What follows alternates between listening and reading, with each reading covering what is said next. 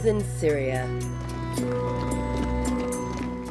home to the Hamza Brigade, a faction fighting the Assad regime.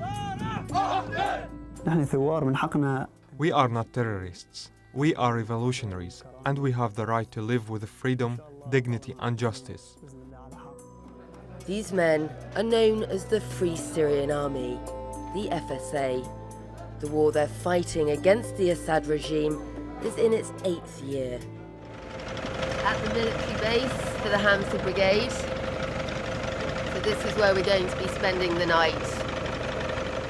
For almost a week, we lived with the Hamza Brigade, waking, sleeping, eating and moving when they did, to find out what life inside the FSA is like.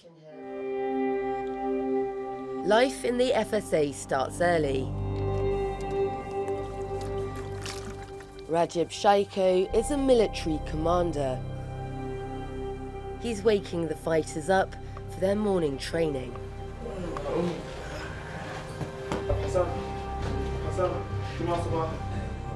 Though the Free Syrian Army operates under one name, across the country and over the years, there have been hundreds of different brigades.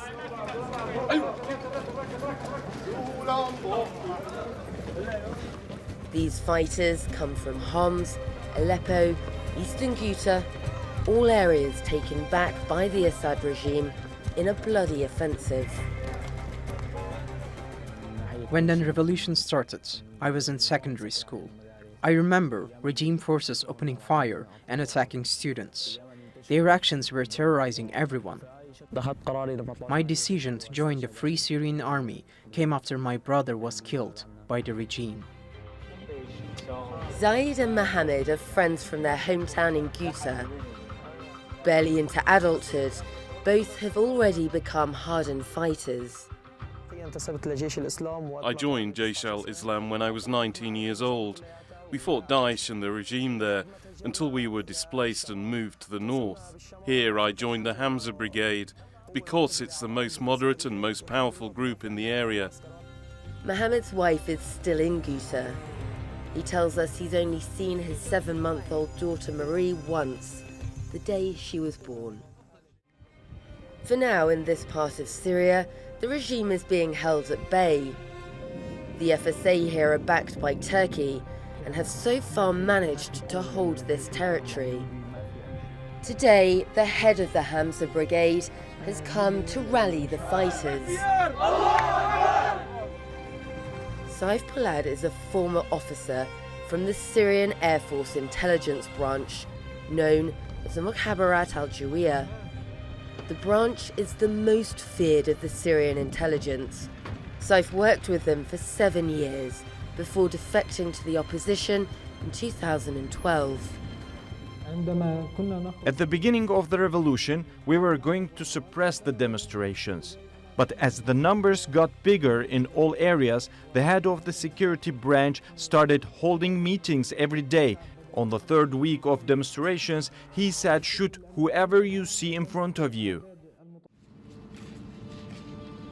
Early morning at the Hamza base. We're getting ready to head to the front line now with the Hamza Brigade here in northern Syria.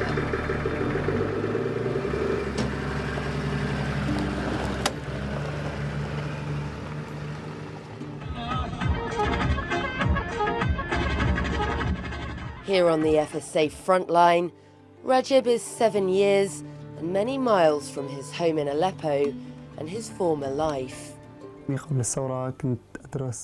Before the revolution, I was studying law. During my 2nd year, anti-regime protests kicked off in Aleppo. We witnessed how the regime started detaining people randomly.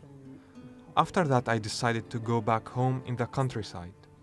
Our area was first controlled by the Free Syrian Army, and later Daesh was founded, and they became the most powerful group. Daesh militias stormed my house and attempted to detain me. I managed to flee to Turkey.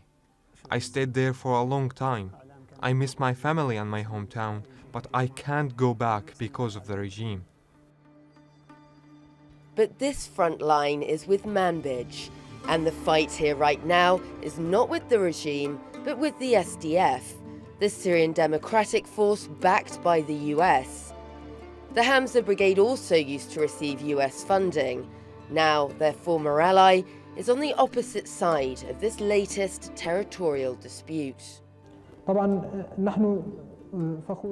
There were many changes to the FSA over the course of 7 years. There was a transition from fighting the regime to fighting Daesh and then to fighting separatist groups like the PKK and the YPG.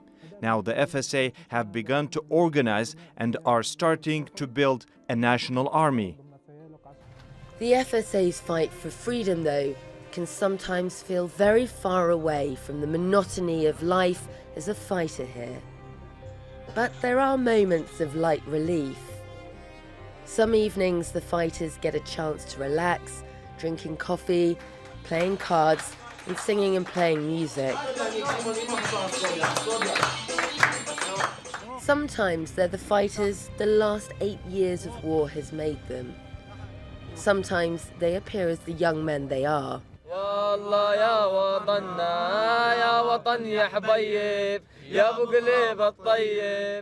The bonds they've formed in this FSA brigade are strong. But this wasn't the life they'd envisaged for themselves before the war started. I want to graduate so I can open a law firm and also get married and have children and live a happy life. A message to Bashar al-Assad. We will liberate our country. We have a true cause and truth eventually will prevail. For now, Rajab and his men train and wait for the next order, another operation, and for a victory in their revolution that might never come. Sarah Firth, Straight Talk.